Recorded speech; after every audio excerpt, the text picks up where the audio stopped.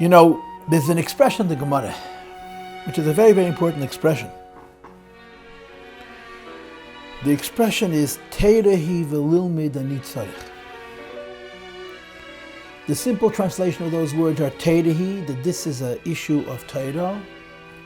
And when it comes to Torah, v'lilmid ani tzarich, I need to learn, I need to understand.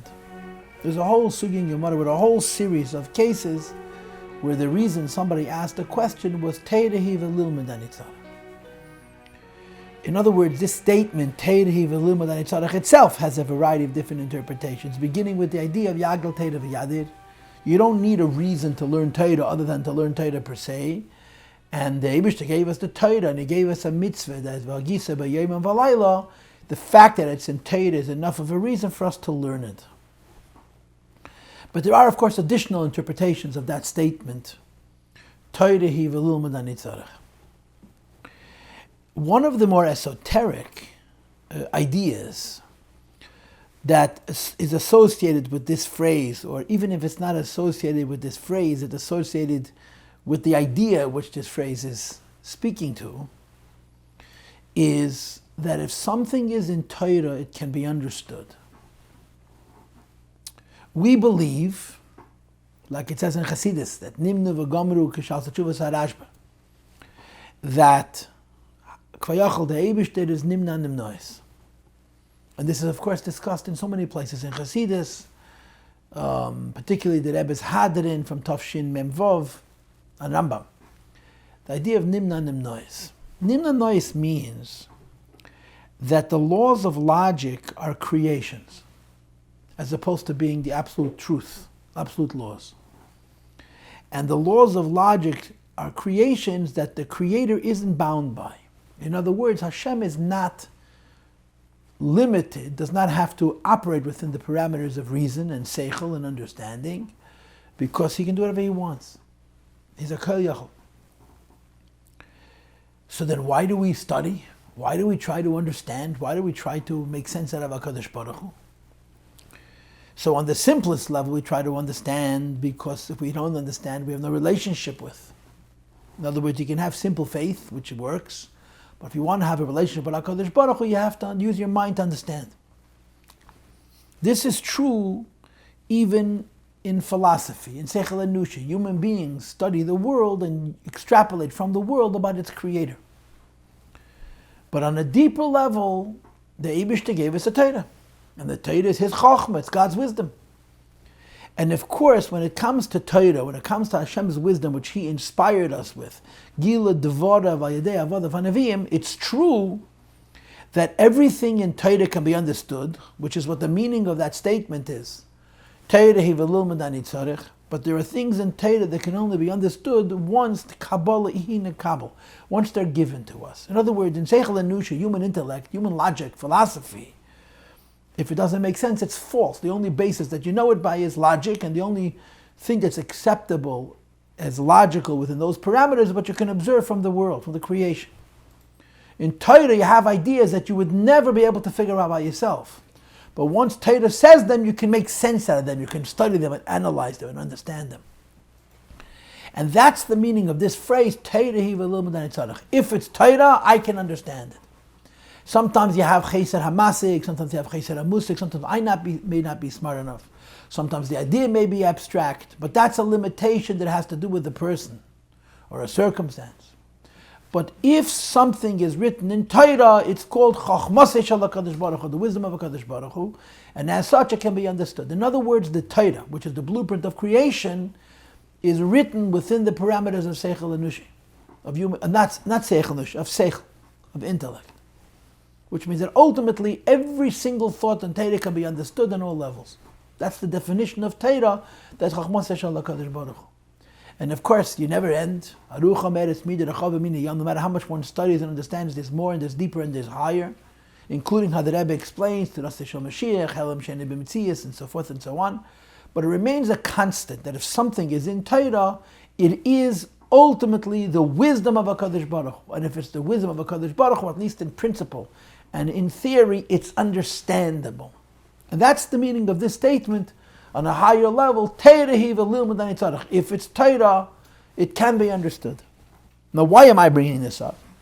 I am bringing this up to make the precise point, or the exact opposite point, that by saying Teira v'lilmad ani tzadich, we're simultaneously saying that what is outside of Teira, what is beyond Teira, what is above Teira, you cannot say v'lilmad ani tzadich. People always ask questions about Hashem.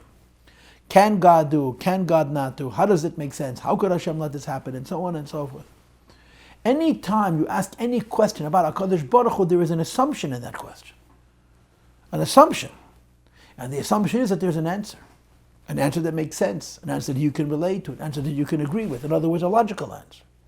So when you ask a question about Hashem, the premise of the one asking the question is that you believe that Hashem makes sense. And He doesn't. Not according to Kabbalah. Hashem is l'mayla min ha-seichel. Not l'mayla ha-seichel anushi, is l'mayla min ha-seichel eliki. Hashem is not a being that has to do with reason.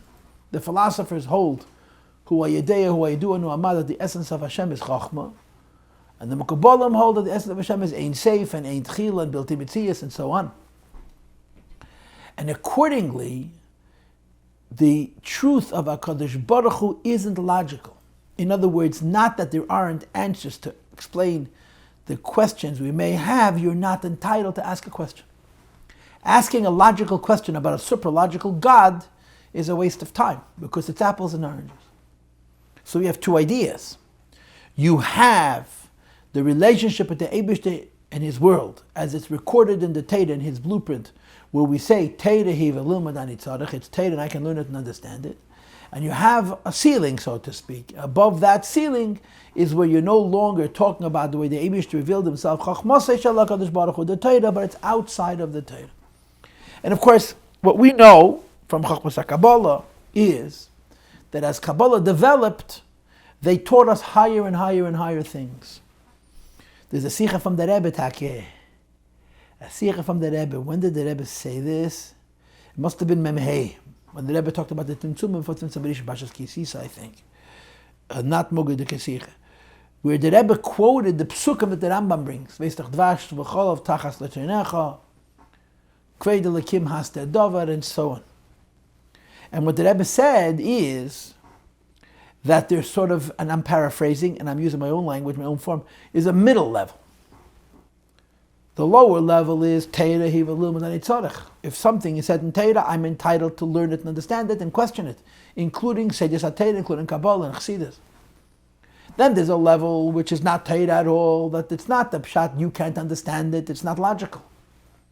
And then there are ideas in Teira where you say, b'mufla b'mchal tidresh, or b'mchusla b'mchal tachker, malamayla, ein dershin, malamayla, malamata, malafana, malacha. That means that there may be ideas that are part of Teira. And the Chazal are say, ein dershin, don't go there. You don't want to go there.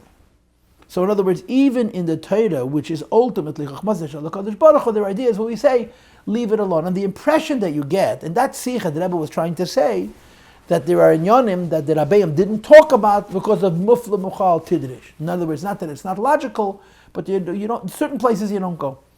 And the impression that you get is that as time passes, they're revealing more and more. Right? The Rabbeim revealed more than the Mekubbalim. The Alter Rebbe, Chassidus Chabad reveals Madregis Lefnei HaTzimtzum, which the Arizal never talked about. So the criteria of b'mufla muchal tidrish, of b'chusa b'mchal tachker, is pushed back. In other words, yesterday this was an idea that we didn't talk about. Today this is an idea that we discuss and try to understand it and be mefalpul in it, v'chulu, as the Rebbe loved to say, till the point of la'afashala. So the idea that there's still a b'mufla b'mcha and a b'mchusa b'mcha continues, but it's on a higher madreg. So there are ideas in Torah the ideas you can't understand at all because they're not Torah. They're part of Ein Sof, the Eibishter. The ideas in Torah which can be understood in theory, but we don't explore them. And then the ideas in Torah which we attempt to explore. And of course in Kabbalah, and especially Chassidus, the deepest and the highest inyanim are explained, and we spend so much time trying to understand them that, of course, as the Rebbe always points out, that when you're talking about Ruchnius and Halakus, it's only Yediyas HaMetzias, it's not Asagis HaMhus. You can't know the substance of what you're understanding, but you're going to understand it in terms of its form, in terms of its chitzenius, and we dedicate a lot of our time to try and understand Ruchnius and Halakus. Like it says in Kuntasachar and in Tanya, that Yedias Elokus, Yedias Eses Svidus, Yedias Eses Svidus, Yedias Seder Ishtashalos is a mitzvah Rama V'nasa. The Alter Rebbe says explicitly in Igeres HaKedesh, that learning about Elokus and Seder Ishtashalos is a very, very big mitzvah. It's the mitzvah of Yedias Hashem, but the actually Eine Ella Echad Mitzvah Achad Minyan Taryag. It's only one of the Taryag mitzvahs. So this is the idea of learning Chassidus and Kabbalah, because there's a mitzvah say de'iraisa to know Elokus, to be das Elokei Avicha, for day of Lev Shalom, to have mitzvahs Yedias Hashem, Yedias Ha'achtos. You're supposed to try and understand the Eibishter. So you learn about Elokus. And you say, Teirehi v'lilmud ani tzarich, ich will verstehen. I want to understand. I'm entitled to understand. I want to understand.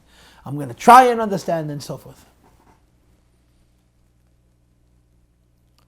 But of course there's another part, another aspect. And the other aspect is that when a person tries to understand Ruchnius and Elokus, it's not only that it's a mitzvah to try and understand. So let me just, before I continue, let me just say a very simple point. So when we talk about us understanding God, we talk about fulfilling the mitzvah of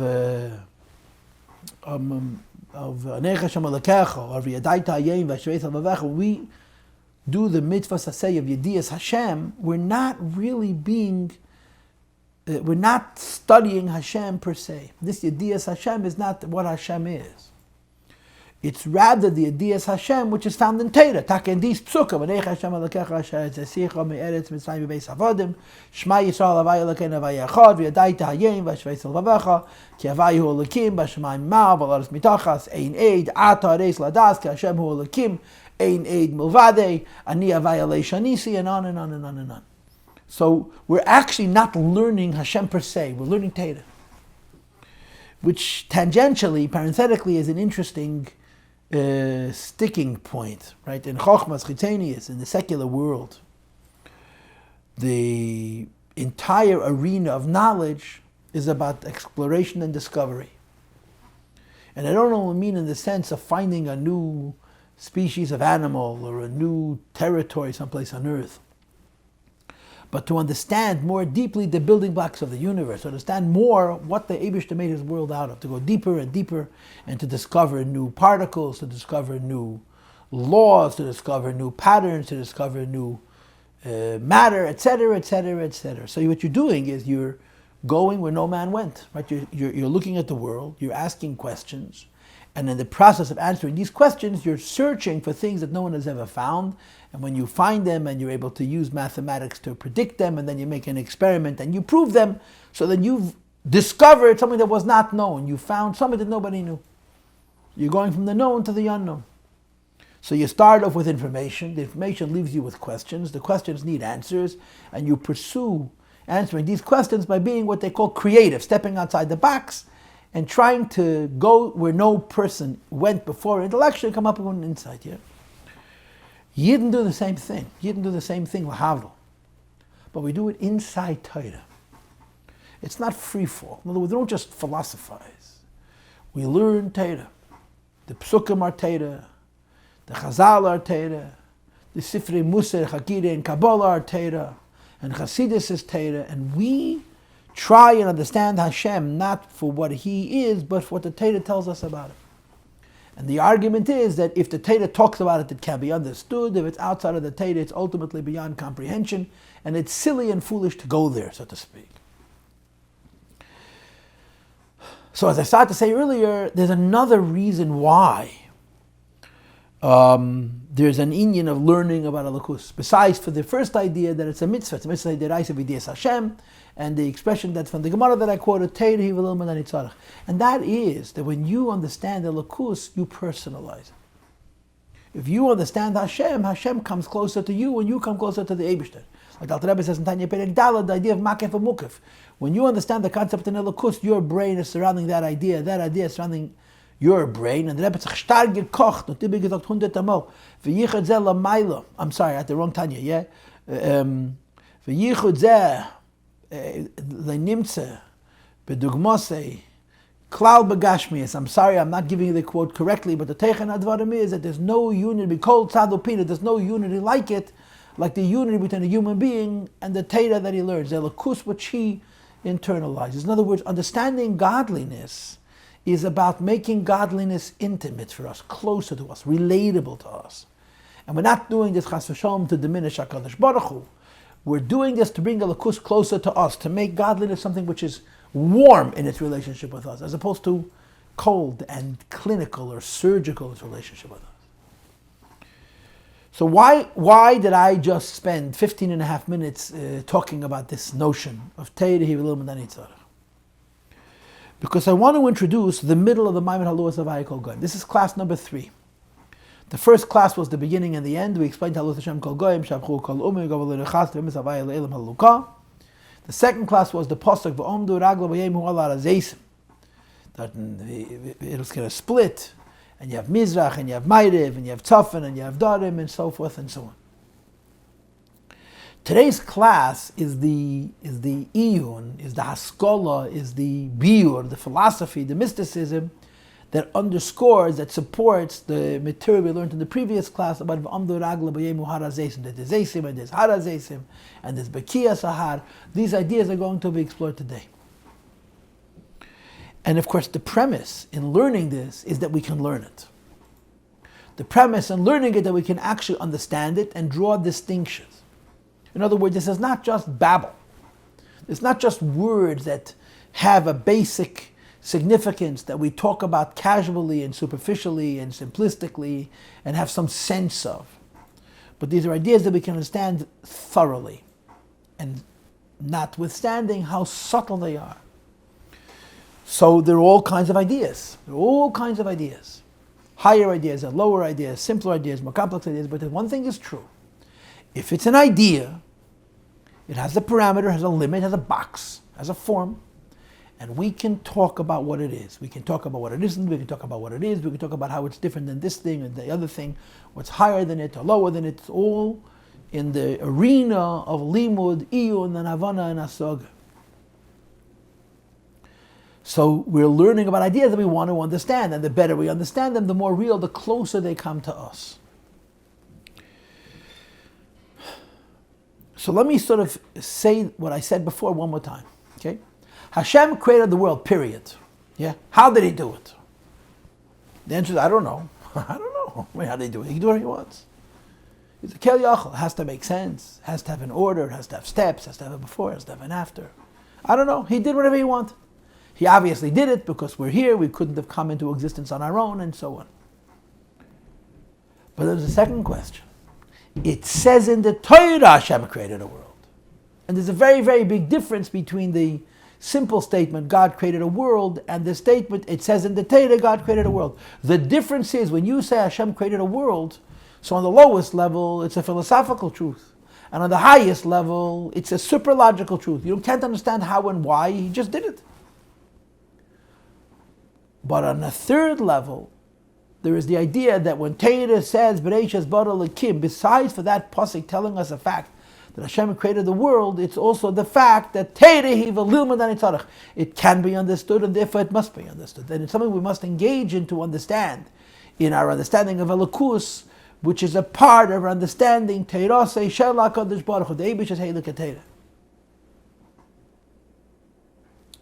So if it's in Torah, it can be studied, it can be understood. So when you ask the question, how did Hashem create the world? The ultimate answer to that question is the correct answer. We don't know. Why don't we know? Because when you're outside the box of Teireh, Hiv'ilum, and Tzarech, all bets are off. You can't know what's going on in a level or in a place where there's fundamentally no logic. It's not that there's practical logic. Logic is a creation. Logic is the chiddush. It's not that logic is the Helam v'Hester. Logic,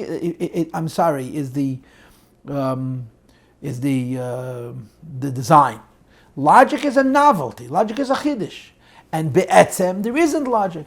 So when you ask, how did Hashem do this? The answer is, we don't know. But when you say, how did Hashem do that as it's described in Torah, it's a totally different question. And of course, even when you learn about creation and the parameters of Torah, where you say Torah, there's always the idea of going from the abstract to the applied, from the theoretical to the actual, from the very, very sublime to the very, very tangible and real, right? For example, to go from Ein Sof to Gvul, to go from Elokus Bepshitas to Elomes Bepshitas, to go from Bilti Metzias to Metzias. These are all logical concepts. And on the higher level, things are more unavailable, more distant, and in the lower levels, they're closer to us. Ultimately, the Eibush does everything. And the Eibush is Bilti Metzias, and the Eibush is Ein Sof, and the Eibush is Elokus Bepshitas, and the Eibush is not even logic. And from the Eibush that emerges the world that we know. But we begin our search, we begin our eon from the point where the Eibush's relationship with the world is written into the Torah, and therefore can be understood intellectually, and we try and understand.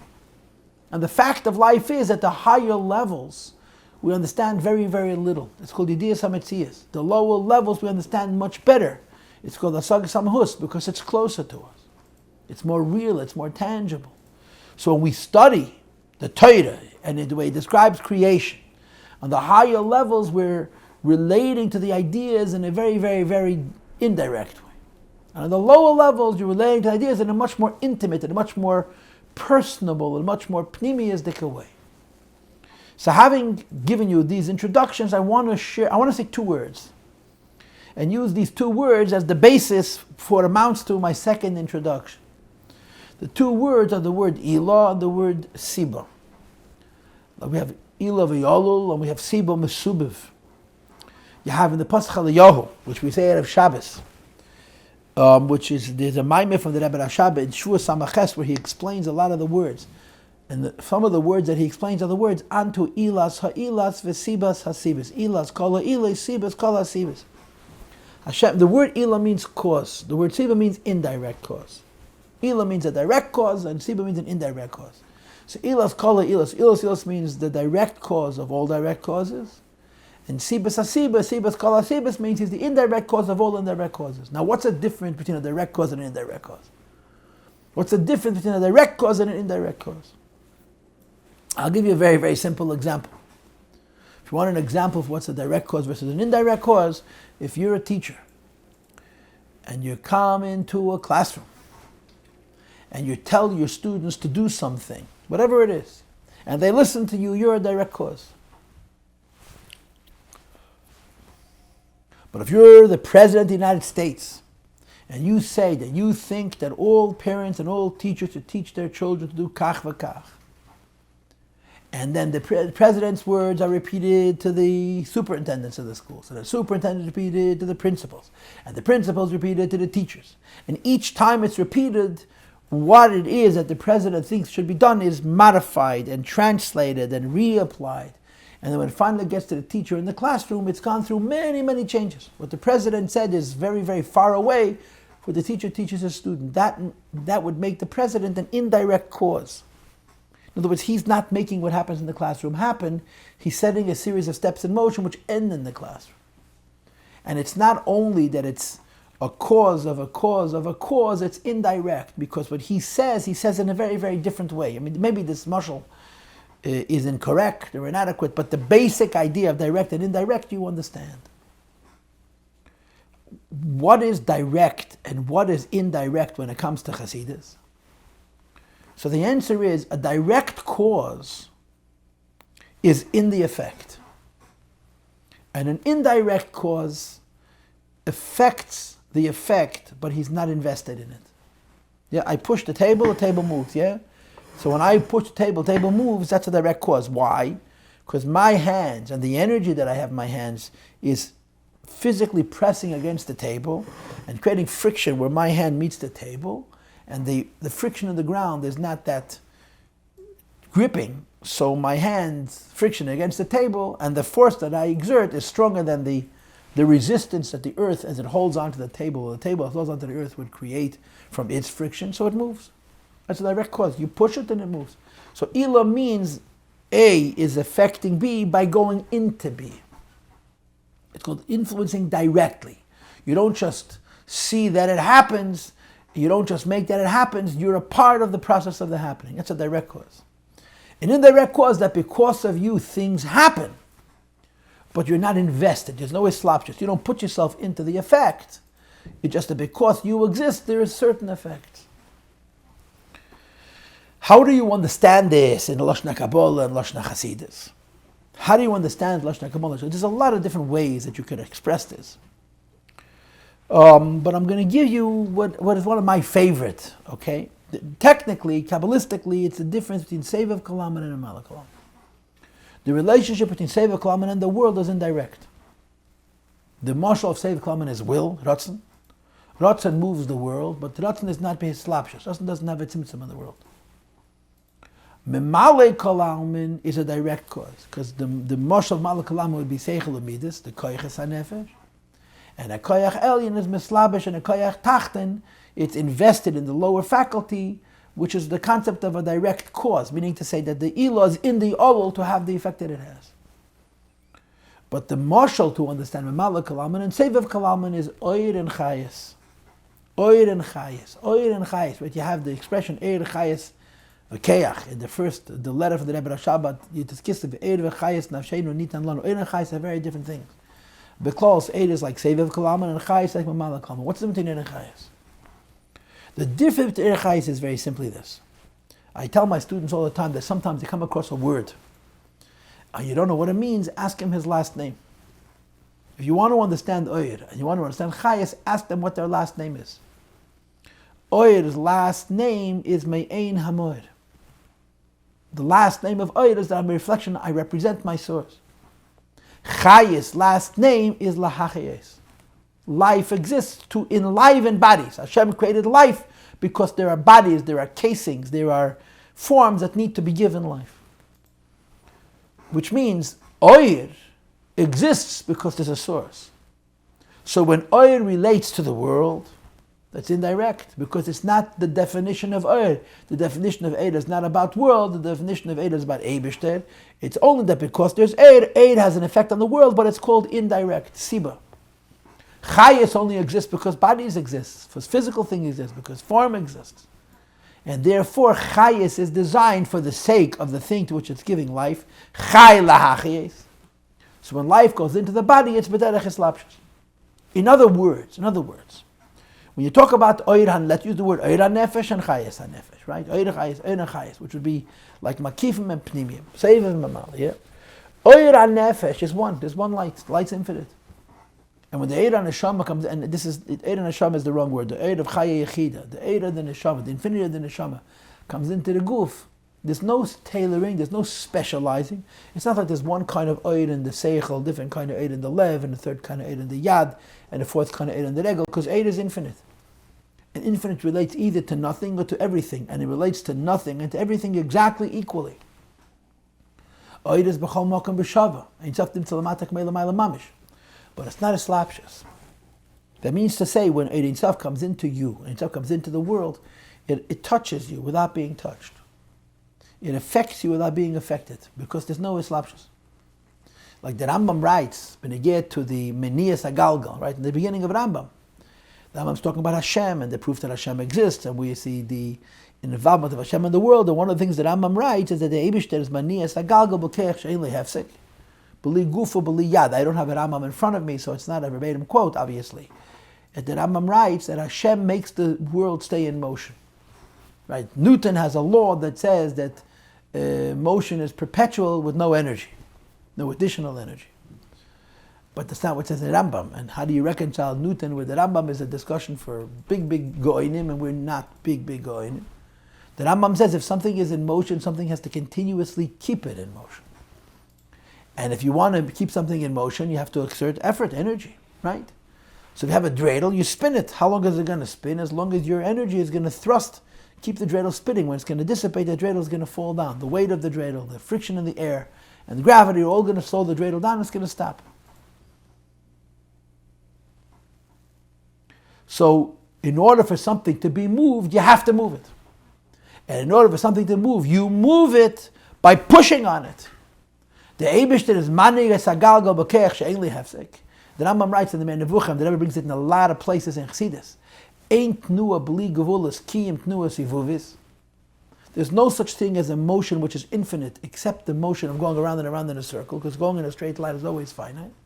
But circular motion is infinite. The universe keeps on spinning and spinning and spinning. Why is it spinning? Because the Eibishter is spinning it. He doesn't use a hand.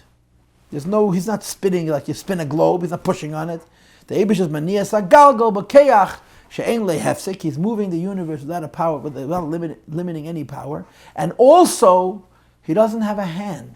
In other words, there's no meeting between the Eibush and the Tnuah. Hashem is moving without touching. Or to say it slightly differently, there's a law in physics, which is brought, of course, in Sifrei Chakira, that says, Kol meniah misnaneh b'yatzmei. Kol meniah misnaneh b'yatzmei means if I am moving you, you are moving me in the opposite direction. Each action is equal and opposite reaction. If I push this table and it moves, the table is pushing back on me also. So if the Eibishter moves the universe has to be moving him. But by the Eibishter you can't say that for all kinds of very good reasons. And therefore the Rambam says Hashem is moving without a hand. Hashem is moving without a hand means it's affecting the universe b'li hislapshus. He's not involved. He's not manifest. He's not part of it. It's happening as a byproduct, passively, almost by itself. This is called an indirect cause. It's called a siba. Affecting something else without investing yourself, and therefore affecting something else without being affected inversely, proportionately. On the other hand, the direct cause would be like a person spinning a globe. Yeah, you use your finger to spin the globe. The amount of force needed has to do with the weight of the globe and gravity and the resistance in the air and the strength of your finger, and you have to continuously move it. And when you're moving the globe is moving your finger, right? There's an interface, there's a meeting. They change each other. That's called islapshus. So it says in Chassidus, the oil of the neshama is one. The oil of the neshama goes into the brain, the oil of the neshama goes into the heart, the oil of the neshama goes into the eye, the oil of the neshama goes into the ear, the oil of the neshama goes into the arms and legs. There's no difference. The neshama has something to do. It's going to exploit and use all the aspects of the body to achieve what it needs to do. But there's no specialized, there's no specific involvement of the Ein Sof with one function or another function. It's all pshitas, it's all plainness. Masha'en ken chayis. When you say that something is living, as I said to you before, chayis is a mashal from Maamar kalalmin, which is called a siba, not an ilah. Siba, not an ilah. Direct cause, pardon me, a ilah, not a siba. Direct cause is supposed to be an indirect cause. So when you're talking about chayis, there are tayag mini keches v'chayis kluz v'bekech. In the neshama, there are as many distinct little pieces of life as there are in the guf. Maybe the neshama in Gan Eden doesn't show them, but when the neshama goes into a guf, the soul breaks up into 613 parts, giving life to each individual part according to its keich and its chush and its kisharon and so on. It's very specialized, it's very tailored, it's very specific, and it's called islapshus. Hislapshus means that the neshama's power of chokhmah goes into the me'ech chokhmah. The neshama's power of bina goes, pardon me, of bina goes into the me'ech bina, and so on and so forth. And of course, the thing that you would add is that when the ke'ech chokhmah goes into the brain, just like it changes the brain changes the ke'ech. When the ke'ech bina goes into the brain, just like it changes the brain changes the ke'ech. That's the meaning of ilah, of hislapshus. That the interface, one pushes the other, another one is being pushed back. It's called Siba and Ilah. Now, of course, when you learn Chassidus, you find that the higher levels are called Siba, and the lower levels are called Ilah. The higher levels of godliness relate to the lower levels of godliness in what's called an indirect way, and the lower levels of godliness relate to lower levels of godliness still in a way that's called Ilah, a direct way. Why? It's very simple. Because we must remember that the beginning of everything is the Eibishter. The beginning of the Eibishter, the beginning of everything is Ein Sof. And you can go on and on and on talking about how abstract and unavailable that is. The highest truths have no relationship with the world whatsoever because they're totally above the world. And specifically the highest truths have a relationship with the Eibishter, with the world that's very indirect. When you're talking about Ein Sof Shafnei HaTzimtzum, its relationship to the world is Sibas Kol HaSibas, for example. Ein Sof Shel Achar HaTzimtzum would be called a Siba. Maamar Kalam would be called an Ilah. I'm making this up. I'm just using this by way of a frame of reference. And the way it works would be this. Or to rephrase, another way of articulating the difference between Siba and Ilah would be this. A Siba is a Ha'ara of the Yetzim. A ilah is a muhus of the etzem. A siba's ha'ara of the etzem means light comes from a source, right? Light comes from a source. Light reflects everything the source is. But in Chassidus you learn that on the one hand light reflects everything the source is, and on the other hand the light reflects nothing of what the source is. It's two opposites. On the one hand the light reflects everything of what the source is, and on the other hand the light reflects nothing of what the source is. Why?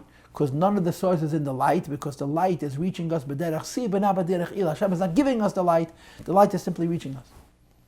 On the other hand, when you talk about ila is closer to us, and because ila is closer to us, it operates b'derech muhus, or b'derech shefa. Muhus and shefa means that the substance of the ila becomes the substance of the olol. It's not just a ray or a reflection of the ila becomes the effect, but the substance of the ila becomes the substance of the olol. When the light of your neshama reaches your guf, on the one hand it's infinite. On the other hand, in as much as the infinity of the neshama is concerned, that infinity is totally superficial. On the other hand, when an idea of your neshama reaches your brain, the idea in your neshama is obviously much higher than you can understand in your physical brain. But this is an idea and this is an idea. So it's the same substance, the same ahuz, the same shefa. And therefore, in Elah, the meeting is much more intimate, it's much more limited, but it's much more intimate. And in Siba, the meeting is much less intimate, it's much more indirect. In terms of, say, the Hishtalshalos, this is a difference between higher than Hishtalshalos to Hishtalshalos and Hishtalshalos itself. Or in terms of Keichas HaNefesh, this is the difference between the Makifim of the Neshama and the Pnimim of the Neshama. Higher than Hishtalshalos and Makifim are infinite, and they relate to the lower Madreges, but Derech Siba, indirectly, by influencing without being influenced. The Pnimim of the Neshama and the Madreges of Mamalik Kalalmin, here there is a more direct meeting, and therefore the relationship between the neshama and the guf, between the koyach and the mitzias, and the same is true in Seder Ishtalshus, Chochma and Tabina and Bina Tamidis, so on and so forth, is that there's a hislapshus. The substance of what is higher comes down to the lower madreg. Now, of course, this is a whole long story, because now I have to start talking about what's better, and there's a mila and this, and there's a mila and this, you can think like this, you can think like this. And there's a lot of details to this, it's very complicated, it's very dynamic. But the information that I just shared is sufficient for us to learn what we're going to learn. We're going to be describing different madreges. Bina, Chochma, Chochma Stima, Kesed Shebekesed, higher than Kesed Shebekesed. Ak, Malchus of Ak.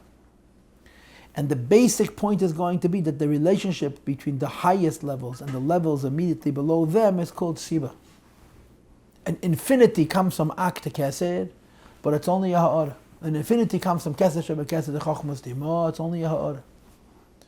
An infinity comes from Chochma Stima to Chochma Elah, it's only a Ha'ara. But from Chochma to Bina, it's not a Ha'ara, it's a Mahus, it's a Shefa. It starts out as finite, it finishes up as finite, and what it gives is much more substantive, much more pneumistic. And this is what I wanted to share by way of introduction, that on the higher levels, every level compared to every other level is so far apart that the whole relationship is indirect. On the lower levels, since the levels are much, much closer together, so the relationship is much closer, much more intimate. So now let's go to the text. Bottom of page Kufhei, new paragraph. Zog der Rebbe v'yuvan zeh, to explain the questions that we had in the first half of the Maamar about Allah Hashem kol goyim, and about v'omdu ragla b'yem hu hal har hazeisim, says the Rebbe behegdem tchila. Let's preface first biur pirush hasheni, the second explanation on the pasuk v'omdu ragla b'yem hu hal har hazeisim. If you remember, the first title of this pasuk was that it goes on Mishpat, Hashem judges, which is a very down-to-earth and simple idea. But the second was that it has to do with a Gilia Lakus, that there is Shemen, and there is Zayis, and there is Harazesim, and there's Al Harazesim, and then there's the Beki of Harazesim. These are different levels of godliness, lower and higher. And that La'asad Lavid is going to be this incredibly great revelation. That was the basic point. So the Rebbe says, let's explore, let's analyze more thoroughly and more detail this second level. Hine shemen hu bechinas chochma. Oil is the madreg of chochma. U'kamavur ala posuk, as we know from Chassidus on the posuk, v'yasafta deganecha tireishcha v'yitzarecha. That a Yid serves Hashem and the Eibishter gives him dagan tiresh. Dagan means wheat, bread, which is etadas, chita hoised, that's zah of Atzilus. Tiresh means wine, and yayin is bina, right? Because yayin is begematria 70, nichnes yayin yotza seid, bina is what's secret that is revealed. And yitzan means shemen, shemen is chochma. Sheyayin hu bina, wine is the madrega of bina, v'shemen hu bechin is chochma, and shemen is level of chochma. However, it's not so simple. Why not? Because v'hina yadua, we also know shemayim hu bechin is chochma, that water is chochma. V'yomer Razal, like it says in Chazal, ein mayim ela teira, water is teira, and this happens to fit exactly with the introduction that I gave. About teira he v'lilmed ani tzarech, if it's in teira, it's chochma. Zog der Rebbe sheteira chachmas shel HaKadosh Baruch Hu, teira is the wisdom of HaKadosh Baruch Hu. So the question becomes, which is it? Is chochma shemen, oil, or is chochma mayim, which is water? Now in the scheme of dagan, tiresh, and yitzhar, that dagan would be zah, and yayin would be bina. How would mayim be chochma? So of course you would answer the question by bringing the sugya of simchas beis hashiyevos after mayim beis hasman yeshua. That doesn't look at the Torah. We spoke about it in the early years of the sichas of simchas beis hashiyeva. That it's why water is chochma and wine is bina. It's a seichel dike simcha. It's a lamaylam seichel dike simcha, and so on.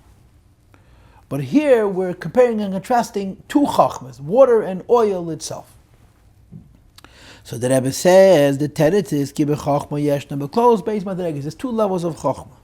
Madrega aleph, the first level of chachma, he bechinas chachma shebegilui. It's revealed chachma, and revealed chachma means chachma which is revealed in a vessel or in words that's available for interfacing with another level. And I guess I might as well say it now. B'derech ila, when chokhmah is mashpiyah to bina, chokhmah goes into bina, because chokhmah and bina are basically the same mahus, and therefore the relationship between chokhmah and bina is very direct. A little bit of what chokhmah is becomes bina, because because they're both chayis, they're both mamale kalamid. Ad lebrin chinas chokhmah till chokhmah batzilus, and chokhmah batzilus is also keli. And there's also his slapshus of oir and keli, meaning that the light which goes into the vessel meets the vessel, fuses with the vessel changes the light changes the vessel. However, you could say this about Ein Sof. And therefore it's close, and then you have madrega base. And what's the second madrega? Bechinas chachma stima, the mysterious chachma, the secret chachma. Basically it's chachma, but doesn't come into a keli. Not it doesn't come into a keli, it cannot come to a keli.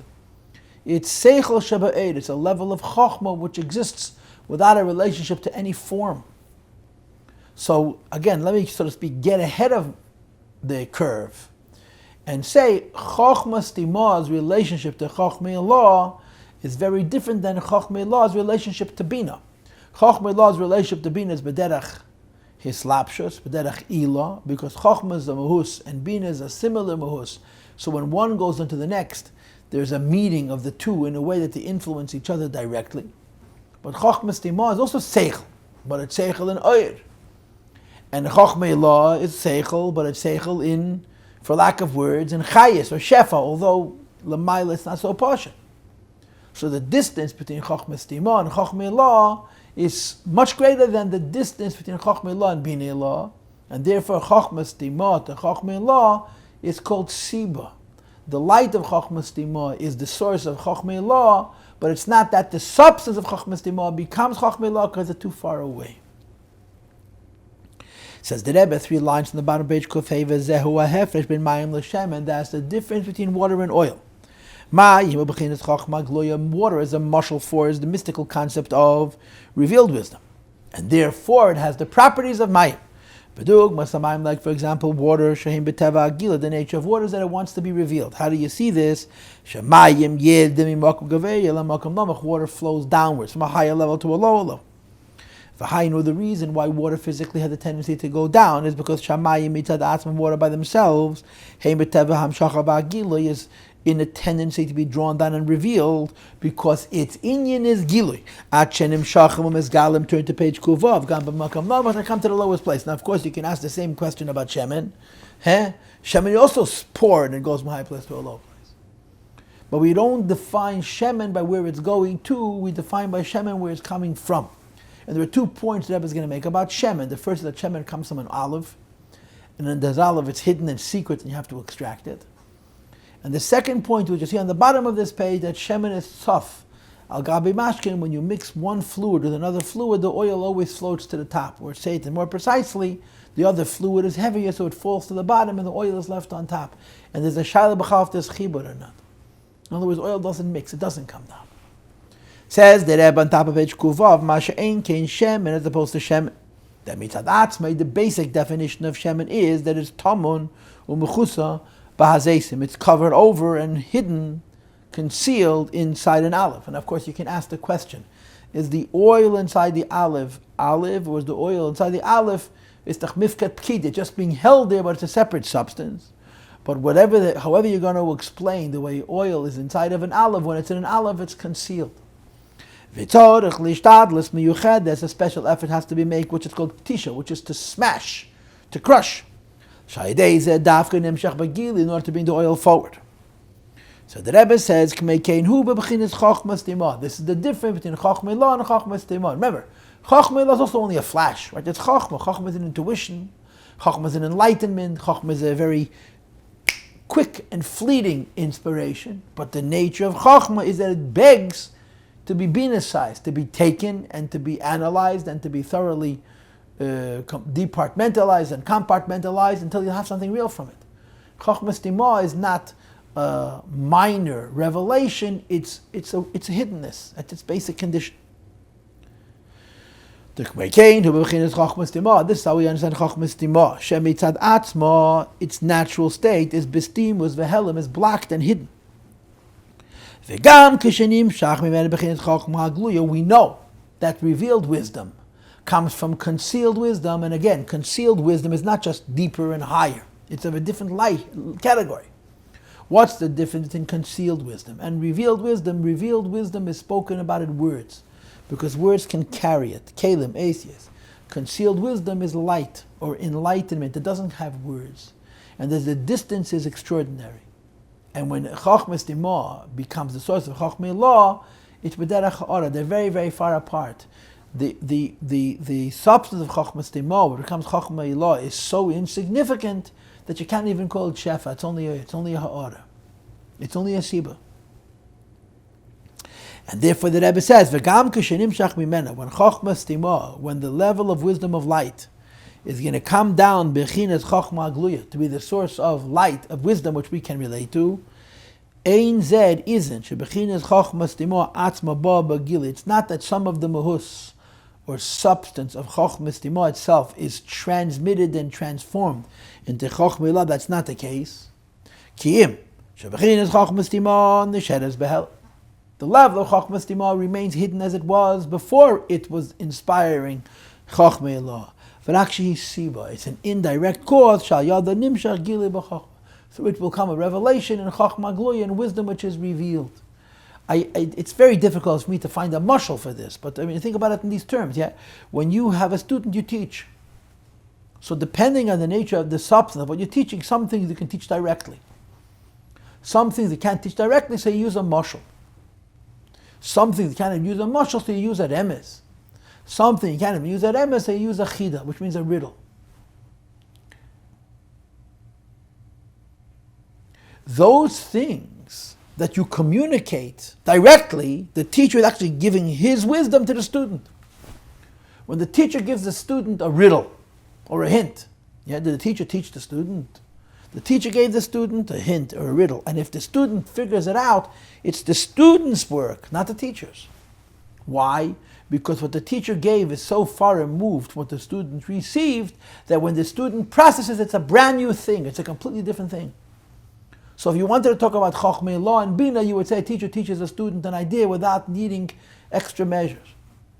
If you want to give an example of Chochmah Stimah to Chochmah Gluya, use the example of a mashal or a remez or a choid chida. There's different madregas in Rebot and Chassidus. You have 4 different levels because there's 4 madregas in the Shema. You have it in Hemshech Eter. You have it in Reish and Zayin and Shvuas. Different places, they bring different mishalim to explain the Shema on different levels.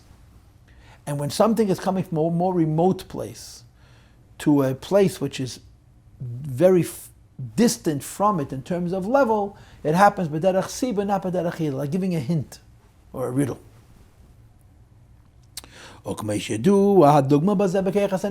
explain it in the nimshal, in the human experience. The human being has in the neshama a power which is a source of all ideas. Koyach HaMaskil means the power of intellectual intuition. But Koyach HaMaskil is the subconscious of the person. Chokhmah is the revealed faculty of creativity and intuition. Koyach HaMaskil is very, very far removed. Koyach HaMaskil is called Chokhmah Shebekesem. And Chokhmah is called Chokhmah Shebechokmah. And there's a great disparity between ideas as they exist in Maskil and ideas as they exist in Chokhmah. The way it's explained in Chassidus, Koyach HaMaskil is only Gvul B'Klolos. And by Pratis it's considered B'li Gvul. Mashenkin Chokhmah Gluya is considered limited. They're very far apart. And therefore, the Rebbe says, intuitive, new inspirations of Chokhmah Yilah, Chokhmah Gluya come from the Koyach HaMaskil. The power, the source, for where those ideas were inspired by remains hidden. You don't see the source in the inspiration, because the inspiration is so insignificant compared to its source, it's totally cut off, because it's an indirect source, which we're calling Yasiba, rather than a direct source, which we're calling Yanila. And the Rebbe continues on now 7 lines. From the top of page Kovav, it's different than Chokhmah and Bina. How is it different? Because Chokhmah is an idea. Bina is a developed idea. And both of these ideas are basically in the same ahus, and therefore Chokhmah is mislabish and Bina.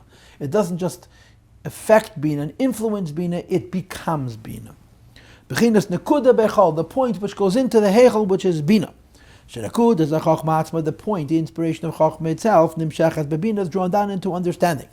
In other words, Shanakuda atzma, the initial seminal point of understanding and inspiration, Bina, then comes into the expansiveness of Bina, which analyzes and departmentalizes and tests and determines truth. Achenas is Heichel, until the inspiration of Chokhmah actually becomes the Heichel, becomes the chamber, becomes Bina. Upayeles Shemeres beheichel. And like it says in Chassidus, the Nekuda Beichola, the point of Chokhmah in the chamber of Bina is what keeps it. That you shouldn't go b'derech hakalasan, you shouldn't create distortions and mishagasan. So Chokhmah has to keep the Bina, but the way Chokhmah keeps the Bina, by becoming a part of it. This is called Chakeim b'Bina. It's discussed in Hemshech Lashon Tafresh Ayin Ches. It's the Chaveim b'Chokhmah, Chakeim b'Bina, is how Chokhmah guards Bina.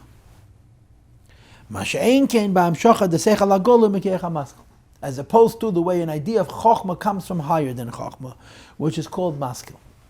The influence of the power of Maskil in the Neshama, which is like Seichel of Oyer, in as much as it relates to Chokhmah Ilah, which is Seichel, which is in the brain, is that it remains hidden. You cannot say the Koyach HaMaskil comes down into Seichel HaGola. You can say that because of the Koyach HaMaskil, Seichel HaGola happens. But it's an indirect cause. Why? Because relatively speaking, Koyach HaMaskil is Ein Seif, and Seichel Chokhmah Ilah is Gvul, and Bli Gvul and Gvul are not relative. They're not close enough to each other. To go from infinite to finite, you have to make a leap. And therefore, the way the infinite relates to the finite and influences the finite is very, very indirect. And the Rebbe continues, that's how we understand that Lamayla. The way the revealed Chokhmah comes from Chokhmah Stima is the same as Koyach HaMaskil and Seichel Gola. The same thing we said earlier, he's repeating himself.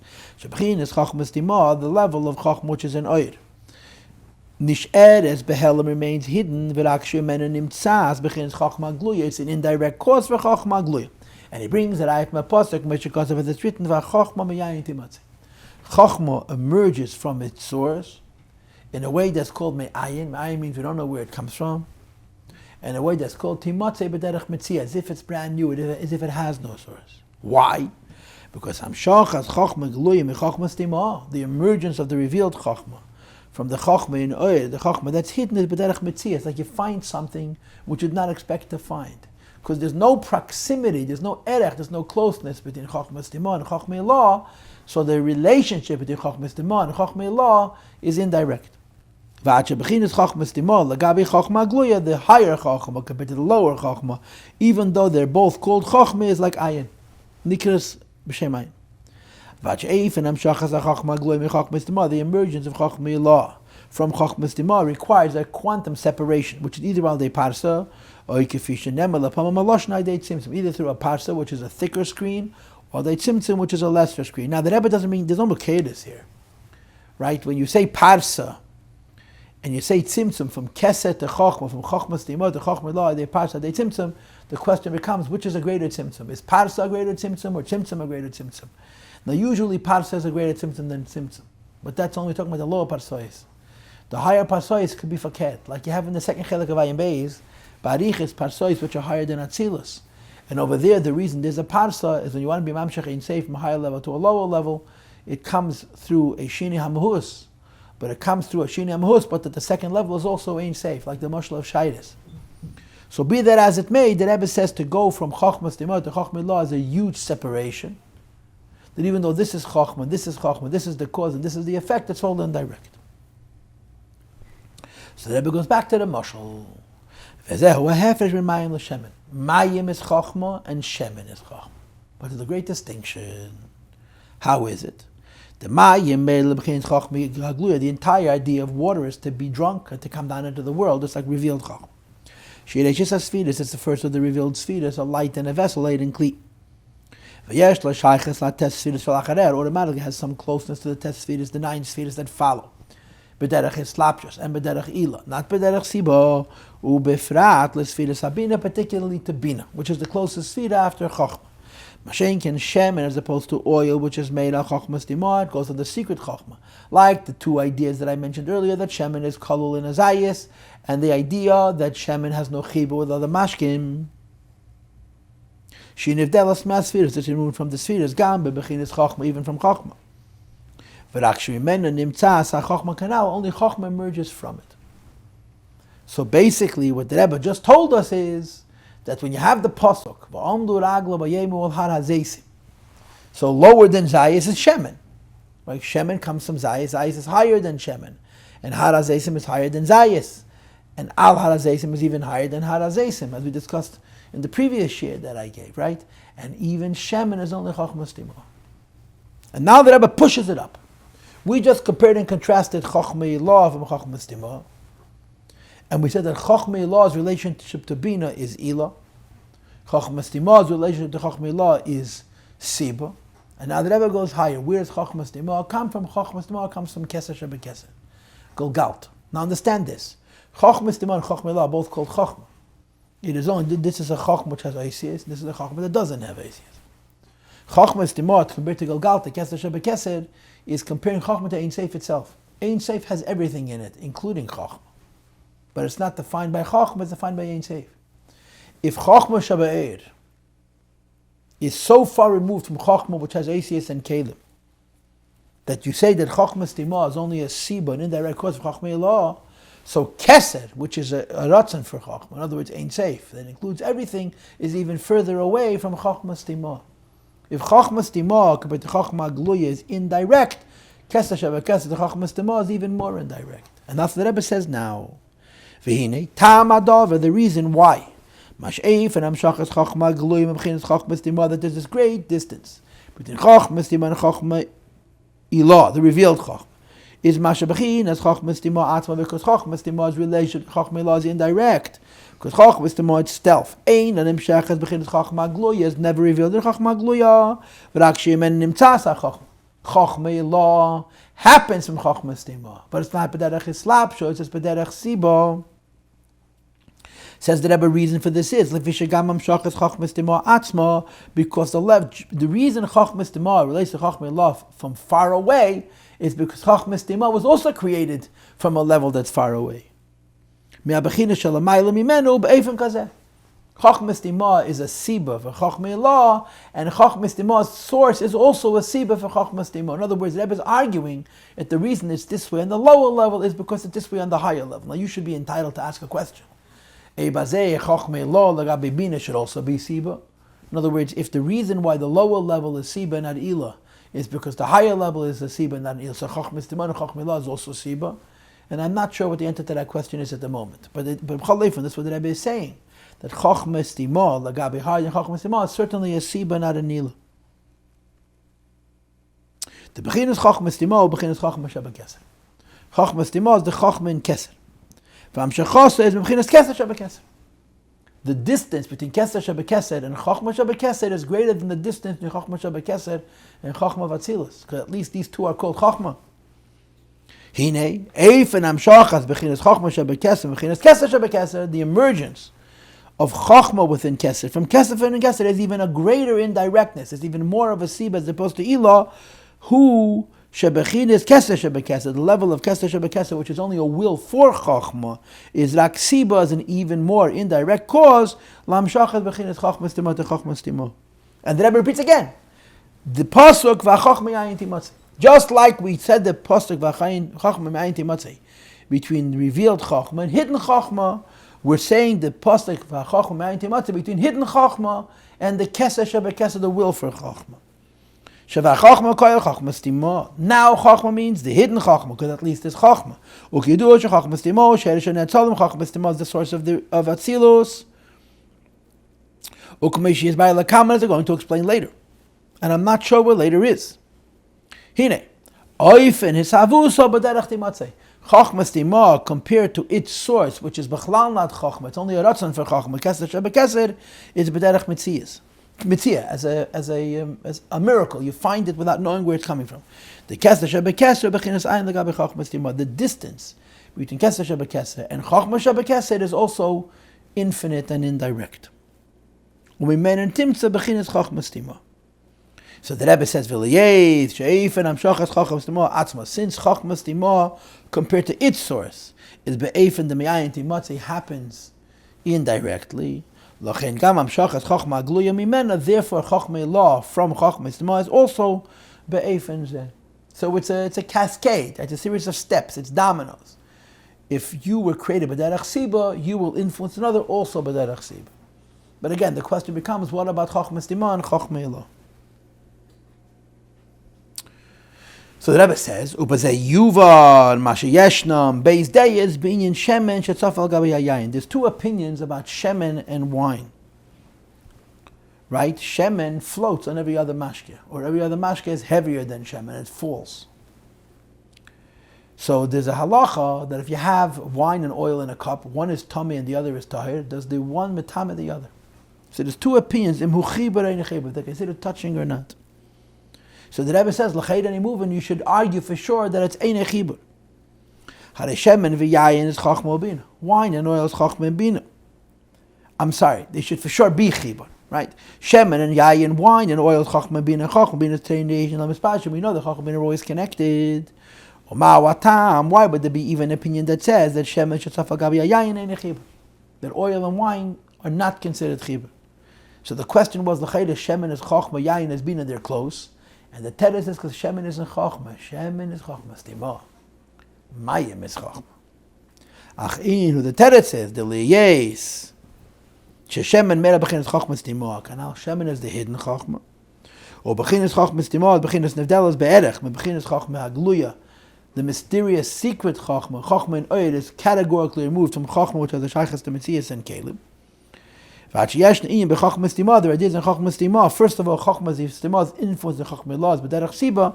And second of all, there are things in Chochmah Stima she'ein ba'begil klal b'Chochmah Geluya. There are things in Chochmah Stima which Chochmah doesn't have at all, and the Rebbe doesn't really say what they are. He simply says that it doesn't have it. I feel a little bit derech siba. V'hainu, in other words, the nesef al zeh. First of all, we have the idea. Mash'eif and amshachas Chochmah Geluya min Chochmah Stima. The way Chochmah law is affected by Chochmah Stima. In other words, what Chochmah Stima gives Chochmah law. As Shebachin and Chochmah Stima, Atzman the shadows behind Chochmah Stima remains unavailable. Virak Siba. It's only an indirect cause. Lamtaz Chochmah Gluya canal to Chochmah law. In other words, even what it gives B'derech Siba. There's the second point, which is Yesh Ne'im b'Chochmah Stima she'ein ba'begil klal b'Chochmah law. There's a deeper in Chochmah Stima that has nothing to do with Chochmah law. Umikoshkin she'ein ba'begil b'Bina. It certainly has no connection to Bina, which is Yayin. But the reason there's an opinion that Shem and Yayin are not Chibur is because Shem and Yayin are not Chachma Ubina, they're Chachma Stima and Bina.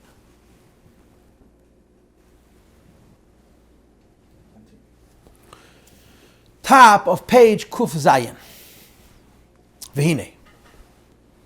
Kol Malol we discussed before. The emergence of Chochma from Chochma Stima. It's only an indirect effect. It's a Siba, not an Ilal.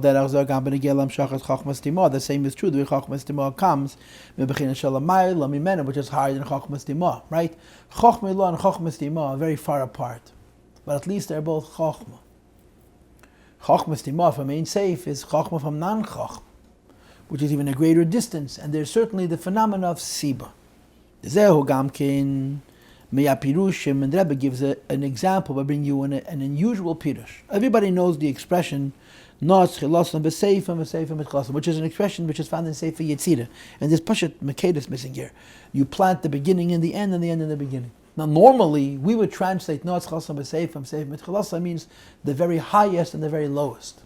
But you also have in Chassidus Nos Chilosan B'Seifim B'Seifim B'Chilosan means the very highest level of the lower world is connected to the very lowest level of the higher world. In other words, a very simple pshat, Nos Chalasan B'Seifan.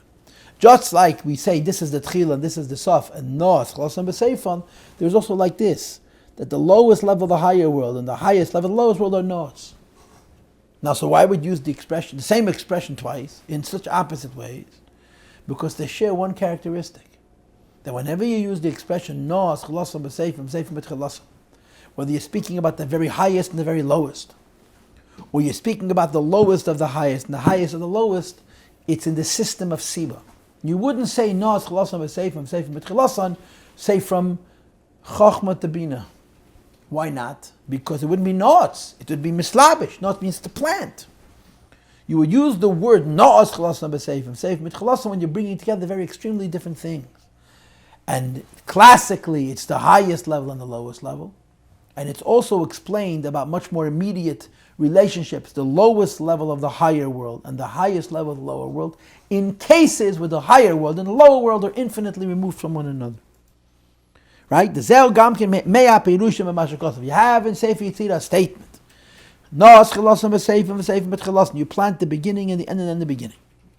Okay? Now normally, Tchila would mean the Eibishter and Seif would be the world. Couldn't be further up, the physical world. And the concept would be that there's a relationship between the beginning and the end. Here we have a very different interpretation. Tchilosan koya chochma stima. The beginning means the beginning of Ne'etzolim, which is chochma stima, sheresh Ne'etzolim. And seifan, what will be the end? Koya b'chinas hakeser shebekeser, keser of keser, which is one level above, which is the seif of ein seif. Or, to say it in a different way, of malchus da'ak, which is nasa keser. So here we're comparing, we're bringing together Seifan of the higher level and Tchilasan of the lower level, which are very close. And of course you wonder, why would you use the same expression in such disparate situations? So the Rebbe says, which is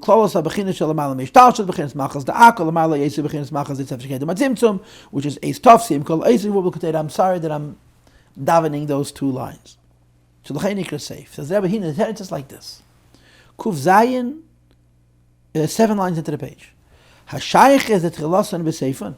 When you use the expression Nos Tchilasan B'Seifan, the constant in the use of that expression is at the beginning and the end. It's not gradual. It's not step by step. It has to be planted, which is the meaning of the lashon Nos Tchilasan B'Seifan. And therefore, you can use the expression in different cases, so long as the constant is that they're very, very far away. The classic interpretation of Chalasan B'Seifan is which is explained in most places in Chassidus. Is that Seifan koyal sima ishtalshlos. Seif means the lowest level of Ishtalshlos, and Chilasan means the beginning of Ishtalshlos. How they move in itself on this touch and eat, the pounding of the beginning, the planting of the beginning and the end of the beginning. It's not happening gradually. It's a quantum jump, and you have to plant the beginning and the end. Which is why you plant the beginning and the end. The end is planted in the beginning because it's it's not close, it's far. Says the Rebbe, therefore, you can use this expression by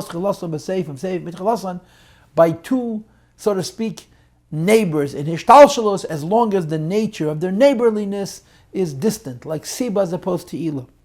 That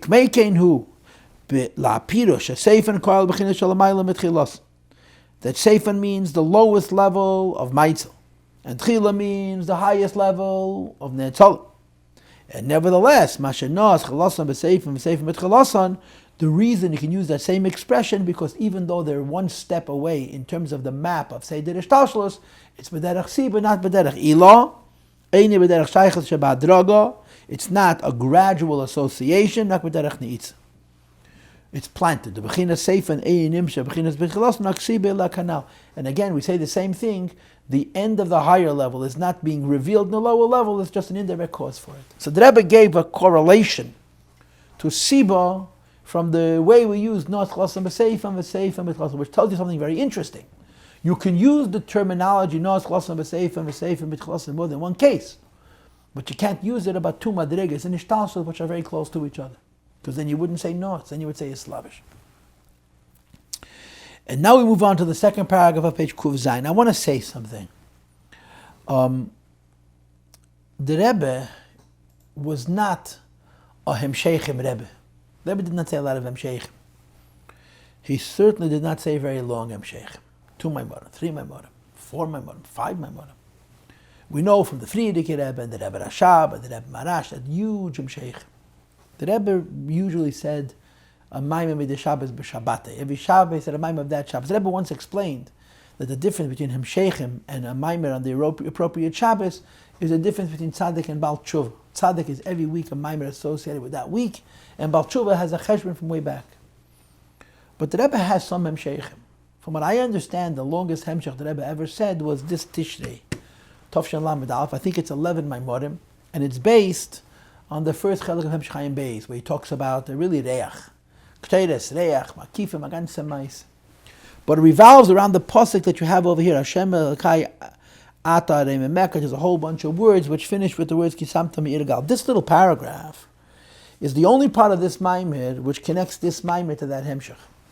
In other words, this Maimir is a standalone, but this little paragraph is a part of the discussion that the Rebbe is having that whole Tishrei and into the winter of Tafshin Lamed Aleph. And I'm just sharing this as general information.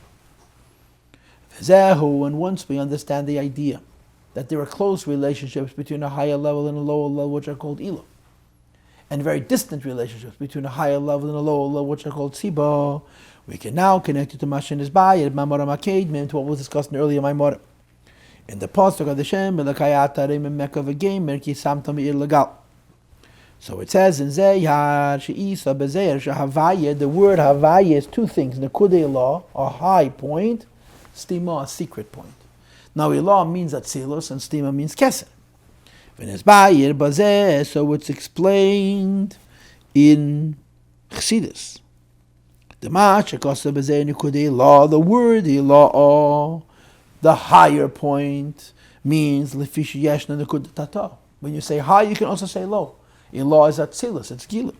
So if there's Atzilus, there's a beginning and an end. It says the higher point means Chachmeilah. Chachmeilah is the beginning of Ishtalshalos. In other words, Chachmeilah is the beginning of the Ilah system as opposed to the Siba system. And what is the Ilah system? The highest level and the lowest level are very close. In fact, the highest level becomes part of the lower level as it goes through Ishtalshalos. The second word, which means stima, it indicates shahavaya kan.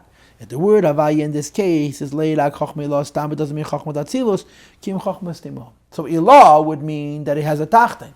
Stima means there's no shayches to a tachtin. And the idea, of course, is that has no shayches to a tachtin because its relationship to the next level is b'derech siba, not b'derech ilah.